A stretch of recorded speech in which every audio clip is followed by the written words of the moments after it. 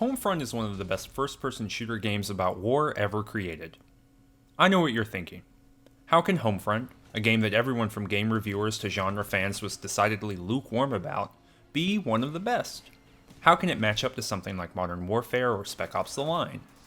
In this video I'll elaborate on what I think is successful about Homefront, and what is, well, not successful at all, but I want to be clear here at the beginning that I have no illusions about what Homefront is.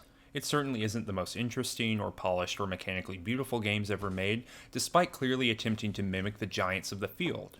So instead of putting it on a pedestal or throwing it in a ditch, which seems to be the default two positions for talking about games, I want to try to explain what elements I think contribute to Homefront being an excellent game that depicts war in an interesting way. 2011 was a weird time to be releasing a first-person shooter. The Call of Duty franchise, having begun its slow rise to dominance over similar games like Medal of Honor in 2003, had hopped to the top of the heap by translating its multi-perspective World War II military attitudes into the limited future with Modern Warfare and its sequel, the aptly named Modern Warfare 2. 2011 was dominated by big-name future war shooters Modern Warfare 3 and Battlefield 3 duking it out in the fall, but THQ and KAOSS Studios, the publisher and developer of Homefront, chose to attempt to beat this November massive-budget roundhouse kick to the face and release their game in May. Reading through some forum threads from the time period can give you an idea of what the reaction was like. The general feel is that the single player was too short and unfinished, and that the multiplayer was excellent when it managed to work correctly on the console versions. Reviewers were a little more explicit in their criticism. In his review for IGN, Colin Moriarty repeatedly used the word unremarkable to describe everything other than the game's setup and presentation. Brian Crescente's review for Kotaku argued that the game actually excelled in its emotional and story-driven hooks, but did, quote, nothing to change the mechanics of first-person shooter gameplay, unquote. Matt Burtz wrote some all-around damning words for GameSpot and rightly pointed out that Homefront feels more and more like it is being sapped of creative energy as the game goes on. It's amazing going back to these reviews now because they're all hitting on a feeling that Homefront just wasn't cooked all the way through. From a flagging story to some levels that feel incomplete to a narrative that just sort of ends, Homefront really feels like something went wrong. And years later, we heard about what happened. In 2012, Rob Zacny published an article on Polygon where functionally everything people suspected about the development of Homefront was confirmed. Sources revealed that the game had a rocky development cycle of teams working in silos with very little communication across the studio. One developer describes the game as being, quote, designed by committee, unquote, and I think that most of the serious problems with the game make a lot of sense with that kind of development atmosphere in mind. So, with all of those cards on the table, are we far enough away from Homefront's release to talk about what was successful in a game that most people have a neutral to negative opinion of? I think that Homefront does two things exceptionally well. The first is that it depicts the local effects of war rather than the grand chess game that we see in series like Call of Duty. The second is that its narrative is rough, with moments where the characters get to be well-rounded humans instead of singular first-person superheroes. Homefront is a limited future story that takes place in a war-torn United States that has been invaded by the North Korean military. When the game begins, the occupation has been going on for nearly 2 years, and every visual cue asserts that we are playing in a location that has been EMP'd, invaded, and fought over. The first few missions of Homefront take place in Montrose, Colorado, and the very opening of the game is a sit-and-watch sequence where you see the effects of a crackdown on the town by the Korean occupying force.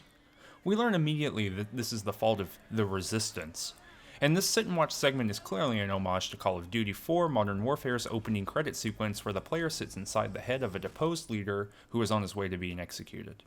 In that sequence, players watch partisan forces killing civilians, and they know that they are in a bad place with bad people. Homefront takes this up a notch, leaning more heavily into the visual horrors of something like the Bexhill internment camp from Alfonso Cuarón's Children of Men. It is easy to read this segment as merely saying that the Korean invaders are objectively evil. They kill parents in front of children, dump bodies, and generally perform the kind of urban warfare that we associate with the worst kinds of war crimes. It's absolutely true that this is what is happening with the visual rhetoric, but it's also important to note that developers of Homefront are using this sequence to do something more than that. In Children of Men, the scene leading to Bexhill communicates a structural argument.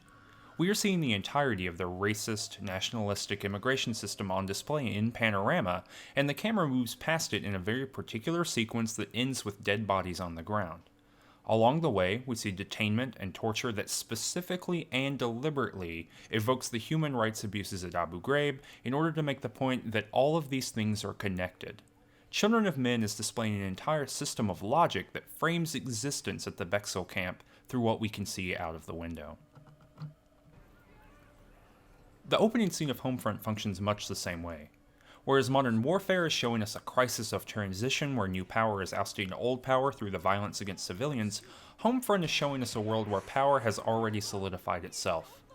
Just like in Children of Men, what we see out the bus window in Homefront gives us a linear argument for the structure of this world we are entering. There is violence, there is detainment, and it all ends in death. This is a refrain that gets repeated every time the player in the Resistance comes up against the North Korean military. This power has solidified, and you cannot escape it. Being rescued by the Resistance immediately results in civilians being attacked by the occupying force in an attempt to oust you. Goddamn Resistance, what are you doing here? We're a peaceful community. There are families here, man. You can't be bringing us this kind of trouble. Everyone calm down. As soon as others get here, we're moving on. I'm sure they weren't followed. Please, don't hurt my baby! Oh my... Infiltrating an internment camp and blowing up a fuel depot results in the complete and utter decimation of the city itself along with its population, once again recalling what happens to Bexel at the end of Children of Men. Payback for last night's raid. So, this is our fault. Shut up, Hopper! We gotta keep moving. Every step forward that the Resistance takes is matched and responded to by the solidified power of the occupying force. What's important here is that we are seeing these moves being made tactically. Call of Duty treats war like a giant chess game where each player is making huge moves transnationally in order to fight a war on as many fronts as there are cities on the map. Homefront denies grand strategies in favor of attempting to show the practical actualities of war. The Resistance striking in Montrose doesn't have a butterfly effect across the world. The impact is felt in Montrose, almost immediately. This localized impact allows Homefront to succeed in the second way I really enjoy, the humanity of its characters. This is localized in a few scenes and I want to take a look at them shortly, but before that I want to talk a little bit about the safe haven. In most shooter games, even ones that want to be critical of the act of shooting, you don't get much opportunity to see the world outside your gun sights. You're generally told that you're fighting for the good, for freedom, for people, but you rarely get to see those people, and if you do, they're generally running away from you in a scripted sequence. Homefront takes a few moments to show you what the other characters around you are fighting for, and while it doesn't seem like a lot, I think that it's incredibly crucial that we get to see a small, thriving community of people united under the banner of trying to live together. We get to see the people living under occupation as full humans with dignity, at least for a moment, and it sets the stage for the violence and vengeance that follows. The game showing us the Oasis gives us some sort of retroactive context for the first mission in the game. When Rihanna is chastising Connor for bringing violence into the lives of civilians, she clearly has her own home in mind. Everyone is merely trying to exist, to make a home, and even the most noble intentions on a macro level do not justify the violence done to these people in the day-to-day. Now, I don't want to insinuate anything about your intentions, but it's getting a little weird the way you're hanging around my goats. I don't have time to argue. Connor out. What was that about? Boone thinks it's too dangerous to blend in with the locals. He'd rather risk the entire operation than upset a bunch of squatters. Calm down. He's just looking out for them. Yeah? Well, who's looking out for us? These characters are fundamentally talking heads for certain viewpoints, and the game doesn't try to complicate them any further than that. Rihanna has compassion for the civilians and their unwillingness to fight, while Connor absolutely does not, and ultimately where the game sides on this issue is one of its serious shortcomings. In any case, much like Spec Ops: The Line, Homefront is not afraid to give us mouthpieces that make clear arguments about the world that they live in, and oddly enough, that's much more nuanced than we would normally get from one of the games in this genre. The game is unafraid to make these opinions bump heads, and until the end of the game, it is still very much up to us if we think that one or the other is correct in their view of the world. But more on that at the end of the video. Another interesting set of scenes takes place in an internment camp. Much like the safe haven from before, Homefront takes away your gun in favor of giving you an environment that you walk through in order to explain things about the world. You follow the warmongering Connor and tech geek Hopper through the camp, and you get a glimpse of how they deal with that existence. For the most part, the emotional weight is squarely on the shoulders of Hopper himself. What do you want? You know, you should desolder the capacitors first. Isn't it bad enough I gotta scrape these for my food rations? Sorry, I'm trying to help. If Rihanna is a kind of parody of a bleeding heart and Connor is your average Call of Duty man, then Hopper is a wholly unique individual. He fixes things and he reacts emotionally, and some of these moments are genuinely unsettling. The internment camp uses the character of Hopper to give us a feeling of what it might feel like to live within the oppressive system that the opening sequence showed us. As an Asian American, Hopper also faces racism from the people in the internment camp, and it really brings to bear the intersectionality of violence that exists within the social construct of Homefront.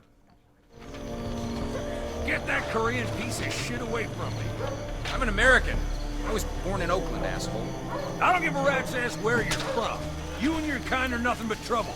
Keep walking. What, are you trying to get us killed? They're always watching us. I cannot believe this fucking guy.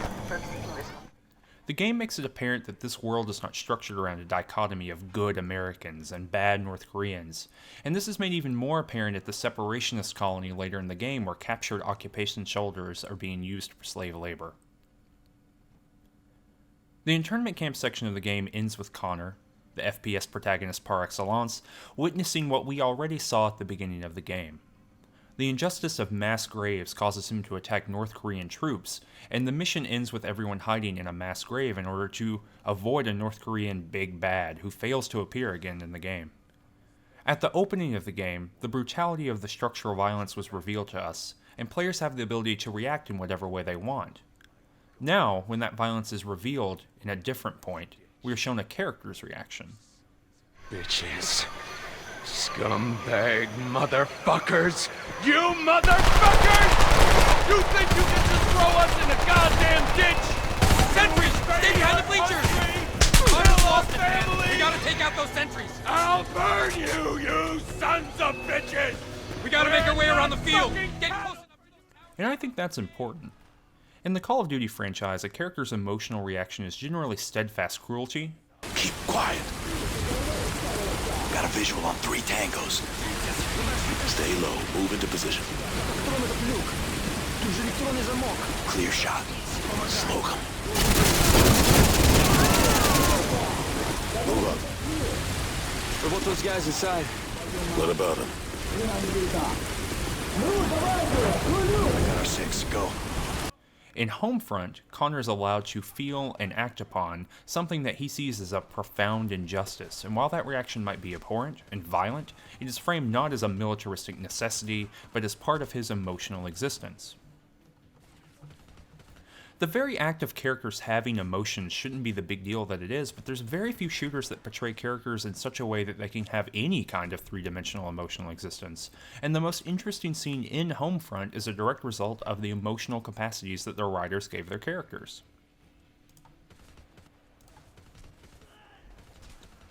The third mission of Homefront takes place in a fuel depot. The mission is fairly simple. The team needs to assault this place to put trackers on the fuel tanker so they can be stolen and put to use by the American military. The setup begins in a previous mission. Did the Gunston deliver the mortar rounds? Yeah, but they screwed up. They sent us the wrong ones. No, they didn't. It's white phosphorus. I sweetened the deal. What? You knew about this? What is this bleeding heart bullshit? We are Oh my god. Sentry tower clipped me. That's a lot of blood. The beacons. We need to... Whoa, take it easy. We can handle it. You're no good to us dead. He's right. Save your energy for the trip to San Fran. The characters and their understanding of means and ends bounce off of one another, and in most games the argument would end with that tiny disagreement. However, as I said before, Homefront is about showing war in the micro movements, and we see the brutality of white phosphorus use alongside Rihanna and Connor framing that use. There, on your left.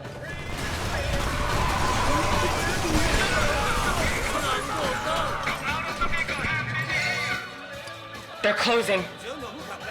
Hopper, light the candle. Copy that. Launching white phosphorus.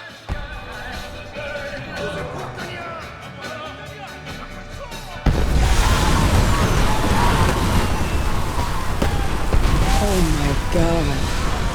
Jesus, I can smell him burning. Just put him out of their misery. Who's shooting? Let those bastards cook! Hopper, where's our second round? I'm working on it! Fuck it, we're coming in hot. All teams go! I think it's impossible to see that scene and not think about the way that Spec Ops: The Line also uses white phosphorus as a plot point that dwells on how and why wars are fought. However, Spec Ops uses its white phosphorus as a kind of moral gotcha. The literal executions go off without a hitch, and just as you intended them to, and you are faced with the fact that you have performed these actions against defenseless civilians. The characters react, Walker bottles up even more, and the player continues knowing what they have done something horrible. Homefront does something a little bit different. Homefront avoids the systemic moralizing and instead goes back to the emotional capacity of its characters. Hopper is firing the phosphorus, and the second round goes wrong. He screams and panics, and the player is forced down into the fire itself.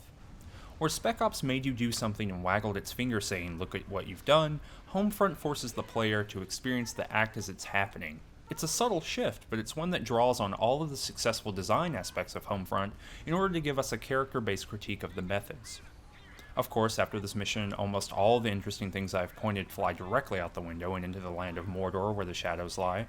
We find that Boone, the leader of the Montrose Resistance, is dead, and everyone has an emotional reaction before Connor, the most military superhero of the bunch, takes over.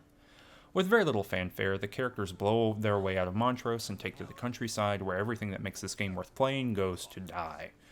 What follows is a mission where you perform a kind of low-rent all gillied up in a separatist compound, and like the rest of the game, it is functionally forgettable.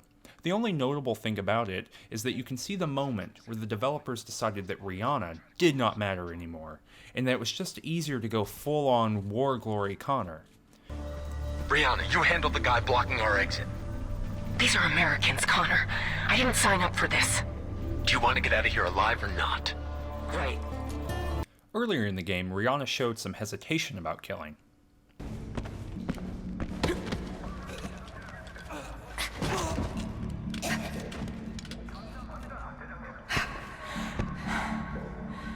Never gets any easier.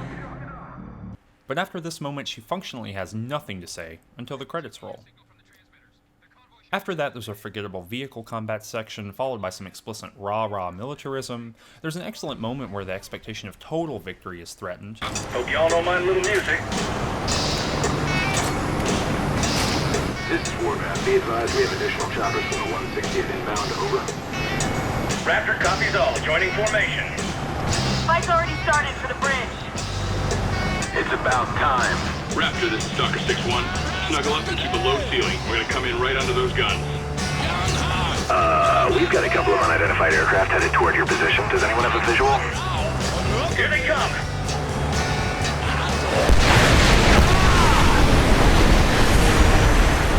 But after this, it's a slow slog all the way through to American military supremacy. I absolutely think that Homefront has some of the best writing and design moments during this last generation of games, but its very clear production problems lead to it leaning into some of the worst habits of contemporary war shooters, the biggest of which is the, quote, voice of freedom, unquote, that chains the missions together with some weird American exceptionalist nonsense that isn't reflected anywhere in the game other than that very last mission. Here's a little bit of a sample of that. Once upon a time in America, our military was a well-oiled, well-funded machine capable of projecting massive power anywhere in the world. The crumbling of our nation, finished with the hammer blows of a cunning enemy, changed all that. But this country's strength has never been solely weighed by its guns and treasure. 250 years ago, farmers and shopkeepers, printers and blacksmiths fought a mighty empire, armed with little more than courage and a dream of freedom. Today, a new generation of civilians would join our armed forces to tear San Francisco from enemy hands. I am the voice of freedom, but you are its terrible, swift sword. This is a war of the people, by the people. Let freedom reign. Homefront hits some high highs and some ridiculously bad lows, but I think those highs make it one of the best war shooter games ever made. What do you think? Leave a comment below. Be sure to like and subscribe, and if you liked this video, let me know what other games you'd like me to take a look at. Thanks for watching. Monty. My horse is frozen. Hmm.